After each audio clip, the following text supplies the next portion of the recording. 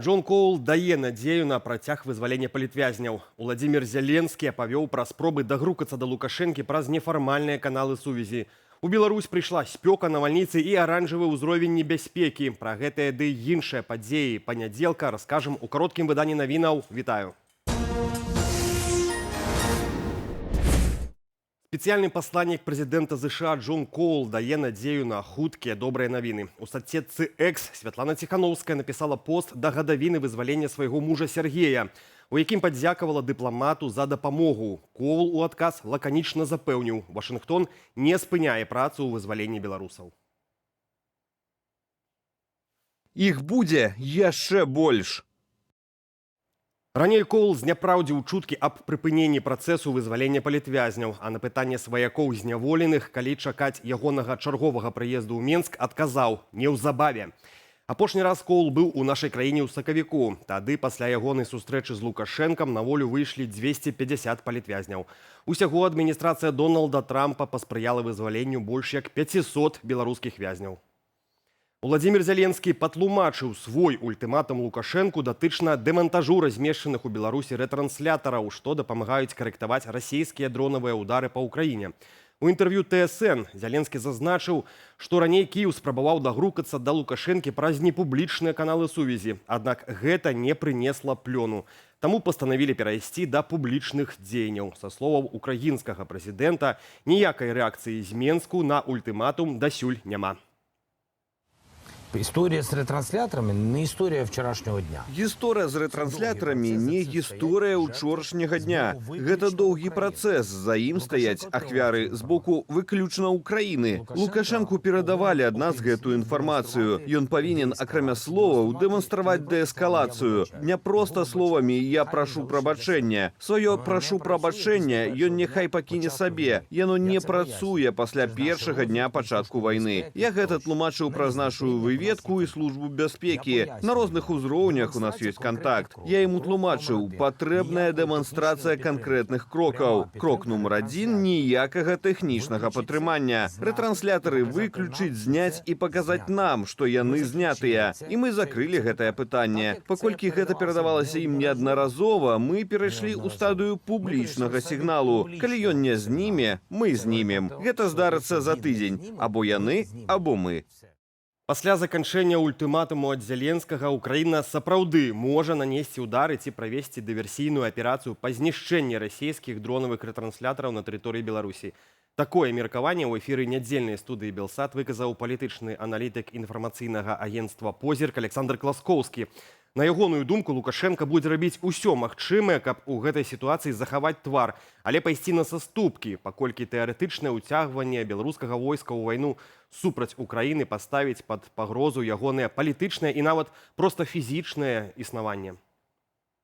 Лукашенко при сваёй вось гэтай хітрасці, слізкасці, ён умее пераконваць, што будзе кепска не толькі мне, але, Володя, будзе кепска і табе. Вось калі размалоцяць, напрыклад, мазырскі НПЗ, то не будзеш бензіну і саляркі ў твайго войска, таму, можа, лепей давай пойдзем тут на нейкія саступкі.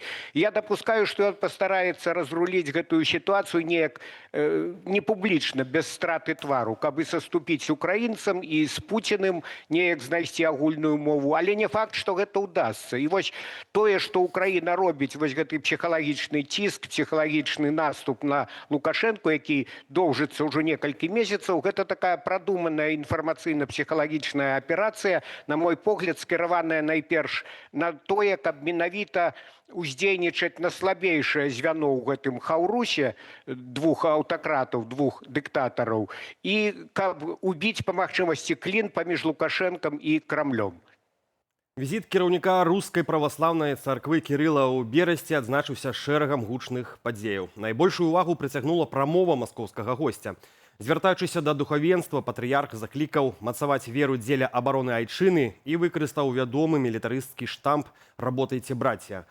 Гэты выраз сёння ёсць неафіцыйным дэвізам АМАПу, Расгвардыі, праваенных блогераў, а таксама актыўна ўжываецца прапагандаю для падтрымання рэпрэсіяў і вайны супраць Украіны.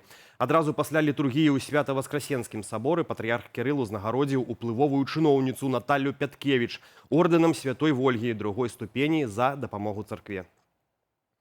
На Магілёўшчыне 16гадовы падлетак стаўся віноўнікам смяротнага ДТЗ, паведамляе прэсавая служба абласной дзяржаўтаінспекцыі.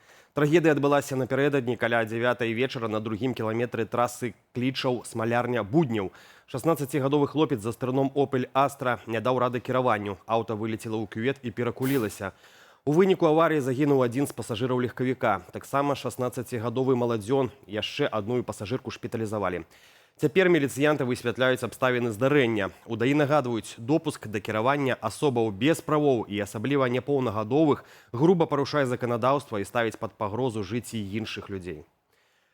Спякотныя летнія дні прыносяць і несуцяшальную інфармацыю аб здарэннях падчас адпачынку на вадаёмах. Гэтак толькі ў сталічным рэгіёне цягам выходных зафіксаваныя 2 выпадкі смерцяў у вадзе. Гэтак вечарам суботы на Камсамольскім возеры на вуліцы Арлоўскай ратавальнікі дасталі з вады пенсіянера 1958 года нараджэння.